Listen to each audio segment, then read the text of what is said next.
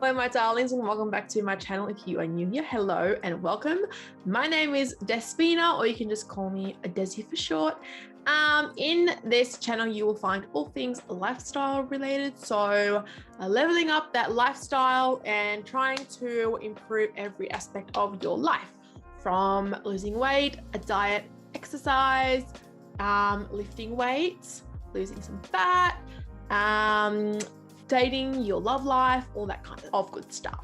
So in today's video, I have interviewed a very interesting person. His name is Danny Matranga, and he's a personal trainer and kinesiology expert from California, I believe. I think everyone's from California that I've interviewed. Like, why aren't I there?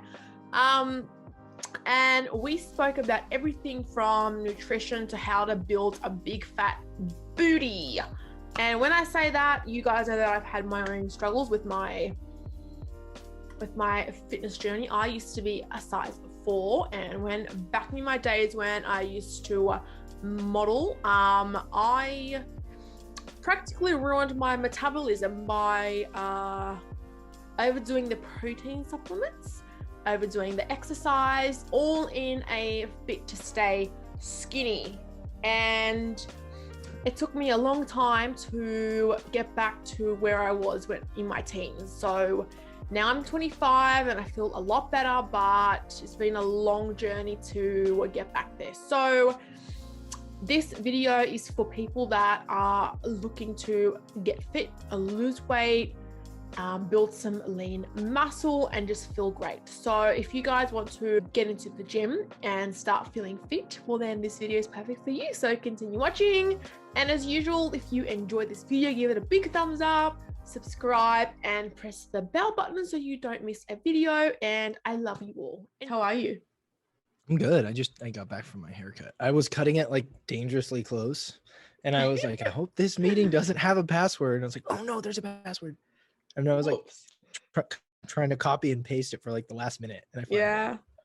So you're in the USA, right? Whereabouts? Yeah, California, like an hour from San Francisco. Sonoma County. From San Francisco. Wow. So you're 16 hours behind me. That's insane. Yeah. It's on our little email. The date is actually like a full day ahead. I know, it's so wild. For the time it was scheduled. Yeah. So whenever I do any type of interview with people from Australia, this tends to happen. Or people I even noticed it a little bit in the United Kingdom because it's a pretty big jump out there too. But I notice it most with people from Australia. All right, Daddy. So I found you on Instagram, and I've been following you for a while on my private account, and then on my public one. And then I was like, this guy is not like the rest. Speaking from me, I started my fitness journey when I was modeling back. So I stopped modeling because I got really sick. And to keep my body in shape, I was a size 6. That's a US size 4. I was on this crazy high protein, literally 0 carb diet. My diet consisted of protein shakes, protein bars, and tiny amounts of food that were spaced out every 2 to 3 hours. And my coach, I don't want to blame him, but he pushed me even when he knew that my body was deteriorating. And it got to the point where my body was no longer responding to the diet, the exercising, nothing at all. And I got 2 chronic diseases that now I can't get rid of. So I guess that's what really interested me about you. So firstly, can you tell us a bit about yourself and what you do? And then can you kind of tell us these kinds of stories, have you heard them before, and how prominent are they? Yeah, no, I think that's a great lead in. And a little bit about me, I've been coaching or personal training and operating as a nutrition coach since I was 18. I went to school to get a degree in kinesiology, which is the study of human movement. That was something I was always interested in.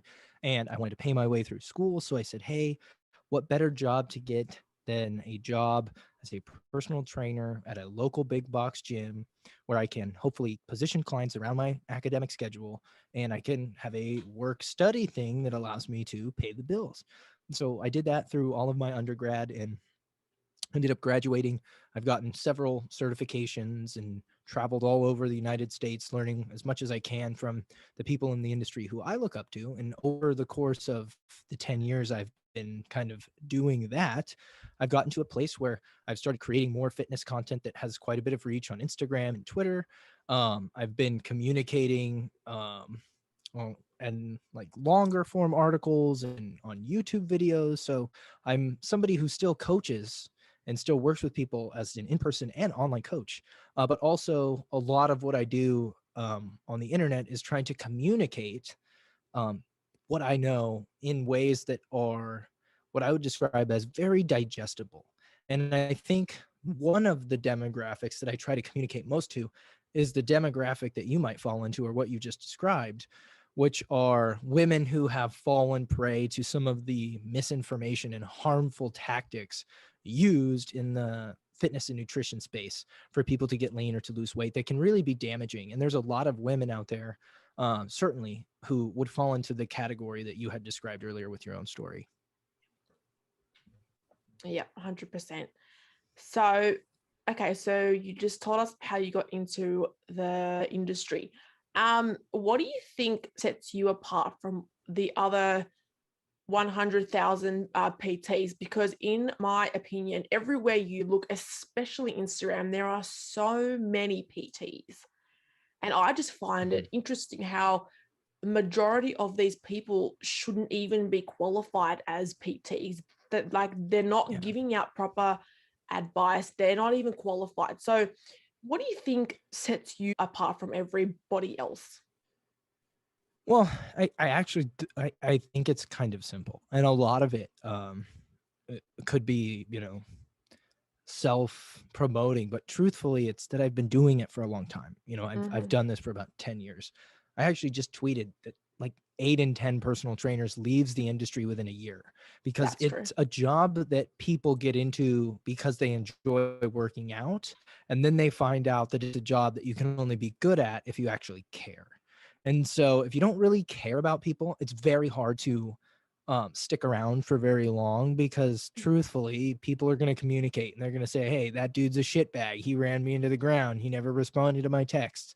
I'm amazed. I like, look, I'm not perfect. I've certainly missed an email, but I am amazed at how many people message me going, hey, would you be my coach? My current coach hasn't responded to my email in 2 weeks. And I'm like, okay, well, that's somebody who doesn't care. But Yeah. unfortunately, this industry is really saturated by, I think, well-intentioned people who like to work out and maybe think that they can inspire other people to do it, and they Mm. see like influencers and they see the sexiness of the fitness industry, and then they start coaching and they're like, okay, this is really hard, I'm out. But because so many of them are making shitty content and so many of them are fall through the cracks, and unfortunately, just because you've been doing it a long time doesn't mean you've been doing it a long time well. I do think a lot of the bad ones get weeded out. Some fall through the cracks and choose to be less than integrous. And I think I've done my best over the course of the 10 years I've been in the industry to try to put out information that I believe is evidence based. I try to gather from the fact that I work with people in person as well. And so I'm very closely tied into the things that people are dealing with. Mhm. If all you do is online coaching, which is what people who want to make money would prefer to do, mostly online coaching, because it's gives you a lot more leverage. You can have a lot more clients paying you more money. Yep. But if you stay and you talk to people in person, you really hear the stories and you can get that connection that you can only have with in-person personal training. I think Mhm. it keeps you really tapped into the pulse of where people are at and what people are struggling with. And I try to blend that into the content that I make. And I get a lot of people saying things like, wow, I didn't know, like, this is me, this is me, this is me. OMG, tag me next time, at me next time. And I'm like, well, it's probably because I trained somebody who's really similar to you and we talk for a couple hours a week. And so that's probably the few things that set me apart. Okay. So, what's the biggest issue or what's the biggest concern that clients come to you with? Yeah, I would say that most clients that come to me have body composition related goals. They would like to look better in a bikini. They would like to look better naked. They would like to look better for their wedding. So a lot of them are body composition specific, and they have a goal in mind. Like they have a rough idea of what they want to accomplish. So it's more than just like ambiguous weight loss. They're like, I know I want to lose weight, or I know I want to gain muscle, and I'm trying to probably get close to this physique. And so I think that those are pretty reasonable goals, but Mm, most of them would be fall into the category of losing fat, building muscle. A smaller subset are people who are like, hey, I have a really bad relationship with exercise. Hey, I'm really, really struggling with my nutrition and I have a hard time with my accountability. A lot of them are people that I would who need more aggressive weight loss. So I have a number of clients who are actually over 300 pounds. And so that's okay. something that a lot of coaches are like only working with people who want to compete in a bikini show. And it's like, Mm, I'm literally I work with quite a few people, not the majority, but quite a few people who, are much heavier than what a lot of people would expect. And so it's a broad spectrum. okay. You brought up nutrition. Now, this is a really tricky subject, but how important is nutrition? Well, I think when we talk about body composition, it's extremely important, right? Like there are silly little things you'll hear thrown around like abs are made in the kitchen, or it's 70% diet and 30% training. Mm, I don't know how true any of those things are. I think everything's important. I think sleep is important. Training is important. Having a good relationship with food is important. Having a good relationship with people in your lives is important. But I really do believe that nutrition is probably more impactful than training with regards to body composition. So if your goals are weight loss related or even muscle gain related, your nutrition is going to be critically important. As far as health is concerned, there's very few things you can do to improve your long-term health outlook, if you will, than eat in a nutritious manner. If you can feed your body and nourish it with the right amount of macronutrients, the right amount of micronutrients, you make sure that you're getting adequate fiber for the health of your gut area, you make sure you're getting some of the right balance of omega-3s and omega-6s and you're staying hydrated. These are very simple things, but like there are very few more actionable things that you could do than have a nutritional strategy that allows you to be nourished. That's one of the best things you can do for performance, longevity, cognitive health. And so I think the answer to how important is it, I think it's extremely important. okay. All right. Now, interesting, before you said it's very important to balance your micronutrients and macronutrients. I've never heard the Mhm. word micro before, but I just want to get your quick opinion on the carnivore diet. I'm sure you've heard of that. It's quite trendy over there in the USA, and there's quite a few people Yeah. that are in the fitness industry space that are using it. And what's your view? Yeah. So I think that diets come and go all the time, and some remain, stick around, and become popular. Keto is one of those diets. And every once in a while, one of these mainstay diets will have an offshoot. For example, veganism is some people would say it's not a diet. They say it's a lifestyle, but we'll just use it as a umbrella here. People who follow a vegan diet. And then there's an offshoot of people who follow a raw vegan diet. Mm, The carnivore diet, to me, when I look at it and I'm trying to discern where the hell did somebody decide that only eating meat was a good idea? Like, I feel like this is a fringe, uh, just in general, like arriving at this conclusion seems somewhat nonsensical. I'm all for challenging, deeply held beliefs, but it's like, hey, we're pretty darn sure, if we're sure about anything in nutrition, it's that most of these plants are good and we should probably eat more of them.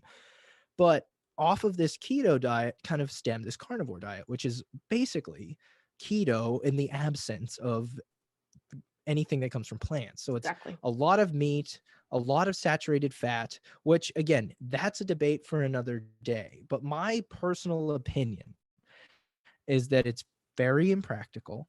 I think it got extremely popular in the United States because Joe Rogan references it many times on his podcast. And what Joe Rogan says is he's one of the more impactful people culturally here in America. I'm not sure what his reach is in Australia, but Joe Rogan has It's a pretty big. lot of pull.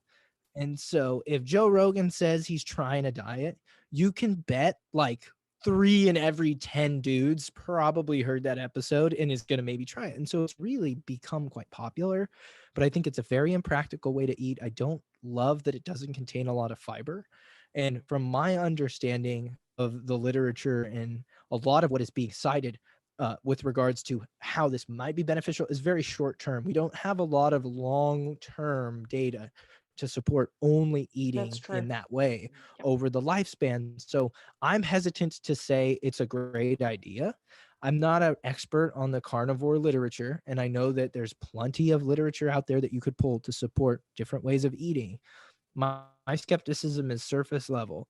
I don't think that it's fundamentally sound to not include nutritious plant matter in your diet. I think it's extremely impractical, and I think a diet like this is fringe at best, and it's impossible to say it's good for everyone. Yep. Okay. All right. What diet or what way of consuming food do you recommend to the majority of your clients?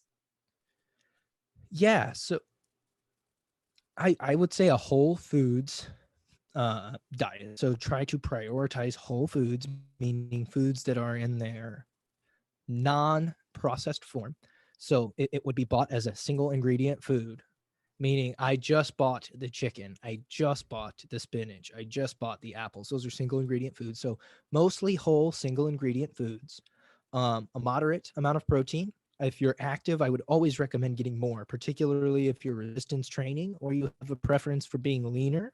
I would recommend getting between zero point 0.7 to 1 gram of protein per pound of body weight. That's what we recommend over here. I don't know what that is in kilograms, which I'm sorry. But That's okay. basically, we're looking for a moderate to higher protein intake to support muscle and recovery from training. And even if you don't train, I would still recommend getting a moderate amount of protein. Carbohydrates are important. A lot of people are very quick to cut carbohydrates out of the diet, but things like potatoes, rice, whole grains, fruit especially can offer a tremendous amount of micronutrients. You mentioned earlier you don't know what those Mm-hmm. are. Micronutrients are things like vitamins and minerals. Mm-hmm. Macronutrients are things like proteins, carbs, and fats. And so we will generally get our micronutrients from our macronutrients. So when I eat an apple, which is a it's carbs, that's the main macronutrient, I'm getting a little bit of vitamin C. I'm getting a little bit of vitamin A, I'm getting a little bit of fiber. Those might all be considered micronutrients. So selecting whole foods that are going to supply protein and carbs and getting the right amount of fat, particularly from sources that are aligned with better health, like getting the right balance of omega 3s and omega 6s.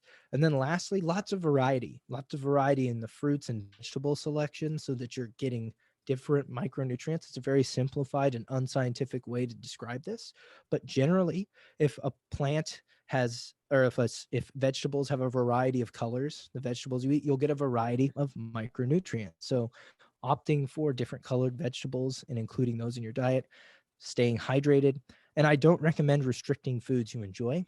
I instead recommend trying to find ways that you can implement them into your life so that you can enjoy what food does have to offer and the social elements of food, but keep about, as a rough percentage, 80% of your eating within the constraints that I mentioned earlier, focusing on getting Mm, those macros, those micros from mostly whole foods. okay. What's your take on protein powders and supplements? For example, creatine and glutamine and all that kind of stuff. Yeah, I think that there are a lot of good supplements. I think, though, the big problem is their effectiveness is oversold, and people spend a lot of money on them thinking that they're going to get tremendous responses. But the actual ability for me, like a supplement to create meaningful change, is quite low. Like the only one that's really going to create meaningful performance change um, that you feel is like caffeine and creatine, and creatine still takes a couple weeks to fully saturate. Protein powder, I don't think of as a supplement. I think of it more as like a food. I know that Mm, sounds kind of weird, but it is just like a form of dehydrated milk.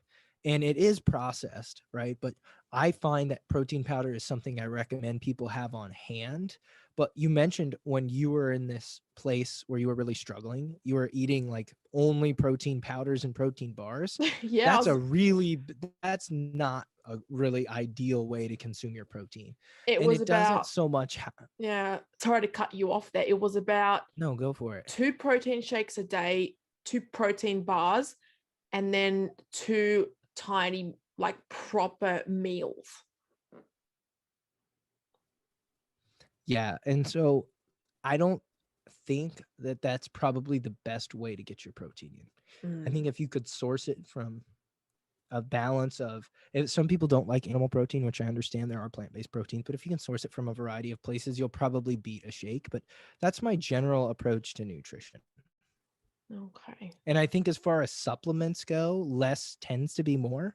Focus on what's been proven to work and shown to be effective, which is quite limited. And for people who want to get the most out of their training and their recovery, I would say fish oil, creatine, a multivitamin might be beneficial, Yeah. and have some protein on hand. And anything beyond that is probably not going to deliver otherworldly results. All right.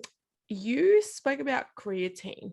Now, what does creatine do for your body? Like, how does it work?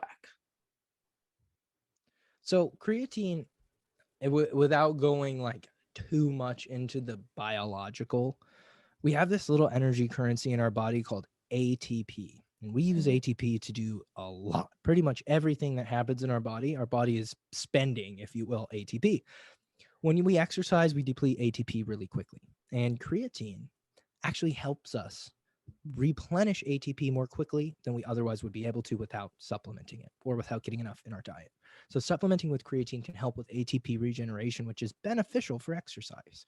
You're also going to see increased water retention, which is generally positive for things like muscular hydration. And there are some studies that will show creatine helps with minimizing fatigue and things like soreness. But overall, it's the most studied sports supplement out there. And I tend to recommend it for healthy adults who want to get the most out of their training. Okay.